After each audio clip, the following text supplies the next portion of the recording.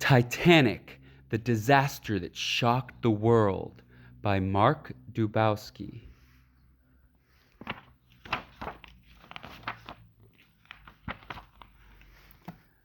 The greatest ship. When the White Star Line announced the completion of the super ship, the Titanic, in 1912, they said that she was the greatest ship ever built, luxurious, unsinkable, and unbelievably big.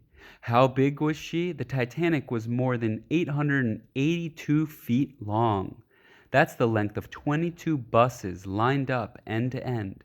She was the largest movable object in the world. When the Titanic paused past the small ship, she was like a cloud going by, a big black cloud that blotted out the sun. And these are the gigantic propellers. Everything about the Titanic was big. Each of her three propellers was as big as a windmill. The hull, or lower body, was divided into 16 compartments, and up to 4 could flood, and she would still be able to float. The Titanic was like a floating palace. There were elegant restaurants, Turkish baths, and a swimming pool. Each class had a separate room and lounges and eating areas. It had a reading room, a first-class lounge, a private promenade, a gymnasium, a grand staircase, first-class staterooms, a wooden lifeboat, a funnel, first-class suite rooms. And this is just one little section of the Titanic.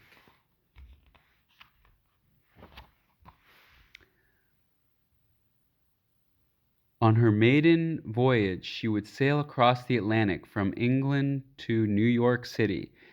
In charge of the Titanic was Captain Edward Smith. He would navigate from the bridge at the front of the ship. This was to be his last voyage before retiring. Newspapers called the ship Millionaire's Special, but its passengers were from all walks of life.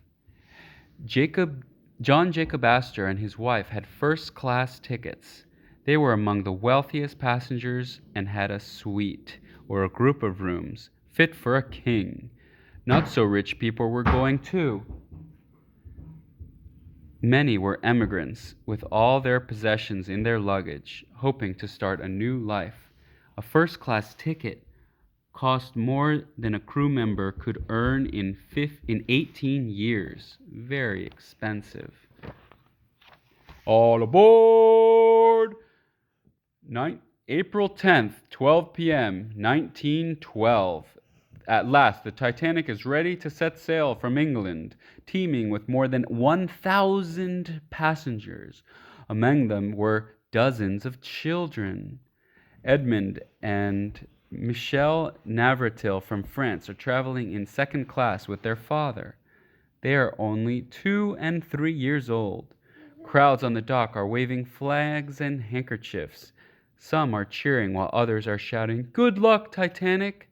Passengers wave goodbye to friends and family. Danger ahead! After 3 days at sea, the trip has seemed like a vacation for most passengers, but soon the Titanic will be entering an area of the North Atlantic where icebergs float. All day, the Titanic had received iceberg warnings in Morse code over the wireless telegraph.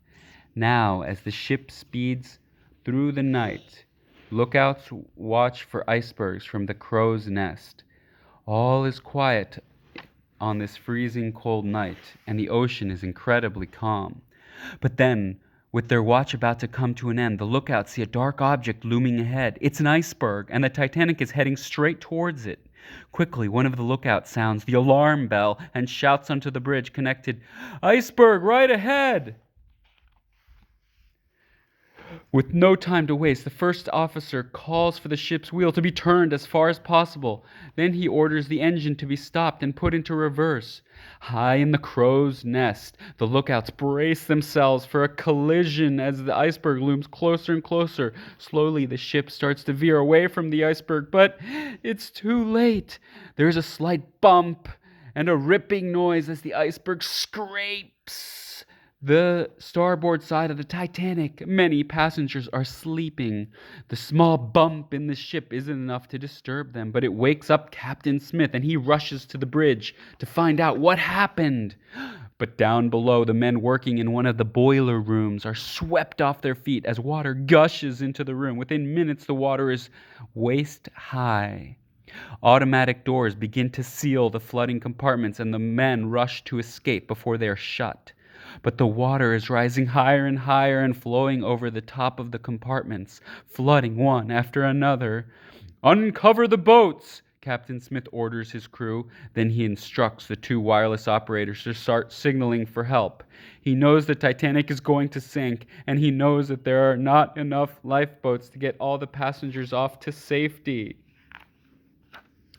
Not far from the panic in the boiler rooms, many passengers are still fast asleep, unaware of the collision.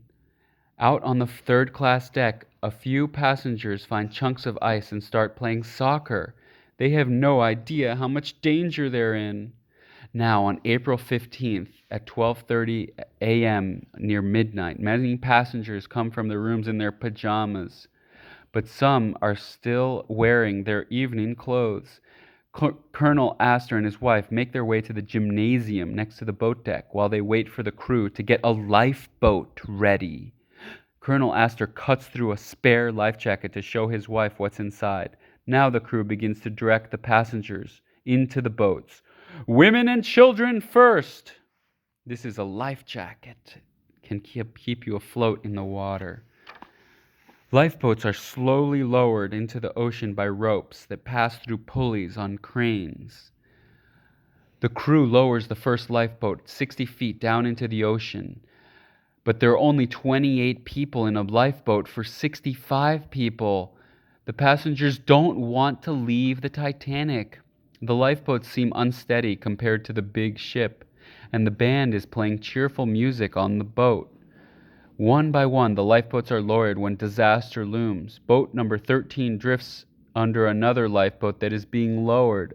Oh, it's drifting underneath the boat, and this is being lowered on top. Uh-oh. It nearly crashes on top. At the last moment, a passenger frees the rope holding number 13, and the boats float away to safety. The Titanic had 20 lifeboats, but they only put 16 on because the owners did not want it to look too crowded. As the lifeboats are lowered, lights are seen on the horizon. Another ship is out there. It's far away, but the crew of the Titanic has to get its attention because they need help.